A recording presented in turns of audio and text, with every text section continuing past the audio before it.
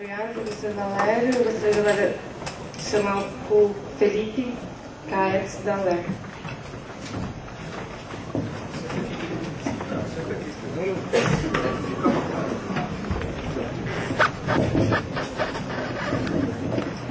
Bom, meu nome é Felipe Caetz, sou militante da Liga Estratégia Revolucionária e do Movimento Ao Pleno dos Pulmões.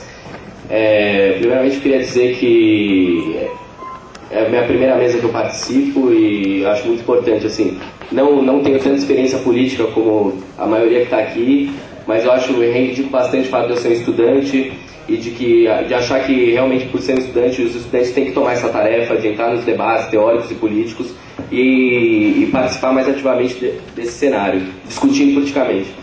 E nesse sentido eu queria reivindicar esse ato que está acontecendo aqui na Universidade Mackenzie, que é o bastião da direita, onde se organizou o CCC, que era o Comando de Caça aos Comunistas, como já disse a Gi. E, bom, falar mais que essa ação judicial do promotor de justiça do Ministério Público do Rio Grande do Sul, Gilberto Tunes, eu não sei se é assim que fala o nome dele, tentando dissolver o MST, o Movimento dos Trabalhadores Rurais Sem Terra, é, na realidade, mais uma ação por parte do Estado que visa perseguir e reprimir as organizações que se enfrentam de alguma maneira ao status quo. Porque essa ação judicial, na realidade, não é outra coisa senão um reflexo de um processo muito mais amplo que acontece de repressão, não somente ao MST, mas também a diversas organizações populares, sindicais e da esquerda que se colocam em luta e revelam o verdadeiro caráter que tem o Estado e a democracia degradada que a gente vive. Então já há algum tempo que essa repressão sistemática vem acontecendo, e se hoje ela está se expressando juridicamente pela tentativa de decretar a ilegalidade do MST, há bastante tempo que a gente já tem diversas perseguições políticas e prisões políticas, inclusive a companheiros do MST e outras organizações populares, MST, diversos presos políticos de diversas organizações populares, além disso. Então, por isso, a gente tem que se colocar diante disso na perspectiva de massificar essa luta. Porque de massificar essa luta mostrando que ela, antes de tudo, é uma luta da classe trabalhadora. E para a gente ser consequente com essa luta, a gente tem que lutar num norte claro, que eu vou desenvolver mais, que denunciando a quem tem que denunciar. Pois só assim a gente pode ser honesto com aqueles que estão lutando para transformar a realidade e assim a gente estender essa luta democrática que é da maioria da população, para puxar mais gente com isso e conseguir massificar mais essa luta. Então, nesse sentido, a gente não pode deixar, eu queria deixar claro que as classes dominantes retirarem das massas a luta legítima que eles têm dos direitos humanos da classe deles. E que as classes dominantes hegemonizem esses setores com o pretenso discurso de direitos humanos universal de um chamado Estado Democrático de Direito, que eles defendem. Porque a gente sabe que o Estado que eles defendem, na realidade é o Estado que manda suas tropas para reprimir os trabalhadores pobres e negros no Haiti, como está fazendo o governo Lula hoje. E a democracia que defendem é a democracia que garante 9,3 bilhões de lucro líquido das 50 maiores empresas do agronegócio, enquanto menos de 0,1% disso é destinado aos programas sociais. Nossa, 5 minutos. Ou nada disso. E o direito que defendem é o direito do latifúndio, mesmo que seja mais produtivo, em detrimento de milhares de famílias e trabalhadores rurais que não tem nenhum lugar para plantar, um lugar para trabalhar. Então essas organizações vêm falar de direitos humanos.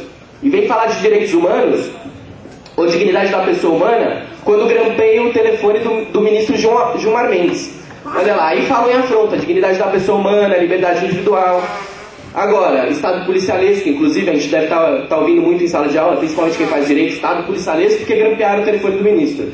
Mas eles não vêm falar de Estado policialesco quando temos forças repressivas do Estado que entram nas favelas e morros do Rio de Janeiro e Salvador, assassinando os trabalhadores, o povo pobre e os negros, nesses lugares. Eles falam dos direitos individuais do ministro, falar o telefone e de sua privacidade. Mas não falam do mais básico direito da mulher decidir sobre seu próprio corpo. Ou seja, percebem, como você já falou, 10 mil mulheres no Mato Grosso do Sul, se eu não me engano. E, bem, desse direito, eles não dão contraceptivos de qualidade, não dão educação sexual para a juventude, e a gente ainda tem uma igreja que é contra o uso de camisinha. Mas mesmo assim, todos esses setores, exigem que essas mulheres tenham esses filhos. Enquanto isso, morrem 200 mil mulheres, eu não sei, ela pode falar melhor, 200 mil mulheres por ano por abortos clandestinos. E no governo do Pará, da Ana Júlia Carepa, da DS do PT, uma corrente que se diz de esquerda do PT, morrem 262 recém-nascidos em hospitais públicos. Agora, nenhum deles tem nada para falar com relação a isso. Aliás, ao contrário, eles fazem campanha contra a legalização do aborto, inclusive dos anencéfalos, e tem a coragem de dizer que vem defender a vida.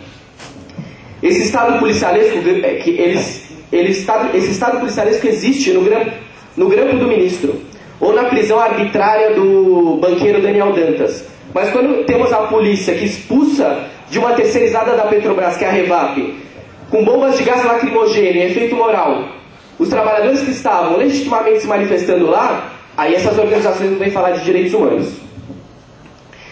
E depois disso ainda, para complementar, a gente teve uma... Tá, tem que concluir já. Não, enfim, elas colocam desse estado policialesco, mas para reafirmar, não fala do estado policialesco quando a gente teve, nos últimos tempos, os maiores massacres do Carandiru em São Paulo, o Complexo do Alemão no Rio de Janeiro e o Carajás no Pará, inclusive esse que dezenas de companheiros do MST morreram e não teve um sequer punido. Isso eles não falam. Agora, para além das classes dominantes, tentando concluir, a gente não pode deixar que aqueles que hipocritamente se dizem defender os interesses dos trabalhadores, como o governo do PT, falem em nome dos trabalhadores. Esse governo que garante bilhões para a dívida externa, bilhões de reais para o pagamento da dívida externa e interna e míseros centavos a programas sociais, não pode ter a confiança da classe trabalhadora. Além de continuar reprimindo, como está fazendo, os sem terras, os sem teto, precarizando os direitos dos trabalhadores, atrelando as organizações sindicais ainda mais ao Estado, mantém suas tropas no Haiti, eu quero reafirmar isso, reprimindo o povo pobre e negro de lá. Bom, tinha muita coisa, na realidade.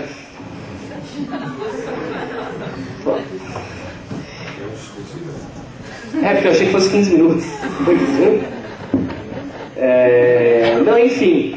Mais da hipocrisia que tem essa classe dominante e esses pretensos defensores dos interesses dos trabalhadores, que a gente tem que se colocar numa perspectiva independente. Na realidade, é que tem uma coisa muito importante de falar, que exatamente dessa ilegalidade, por exemplo, de uma operação ideológica que a burguesia está fazendo hoje, de querer repudiar todo qualquer tipo de violência. Por um lado, com a experiência que as massas tiveram com o fascismo e por outro com o stalinismo, um discurso ideológico que vem querendo repudiar todo tipo de violência. E a gente tem que saber diferenciar muito as violências que existem, né? A violência, e saber reivindicar a violência política revolucionária, porque a gente tem que saber que a burguesia não vai atender nem as demandas mais democráticas, ela não vai dar de bandeja essas demandas democráticas, nem numa mesa de negociação sem resistência. E os companheiros do MST e do MTST sabem muito bem disso. Por isso eu queria reivindicar a violência política revolucionária aqui. E para concluir, enfim, não tem nada, não tem mais tempo.